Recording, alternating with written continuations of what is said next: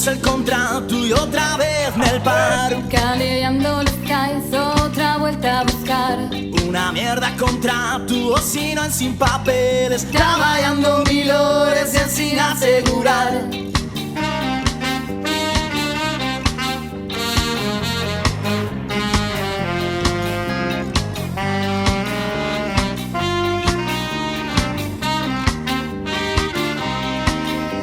Convenios al día, firme los sindicatos. 100 negocios al día, fai la patronal. ¿Qué derechos son estos que se sirven calientes? ¿Qué derechos son estos? Yo no puedo cenar.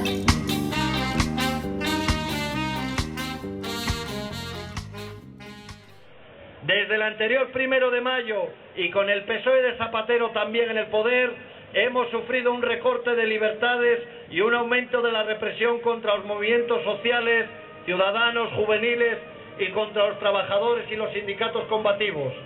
Aquí no se libra nadie. Cualquier disidencia o protesta laboral o sindical termina ya en los juzgados de lo penal. Se está criminalizando las luchas y las reivindicaciones de los trabajadores y de los ciudadanos.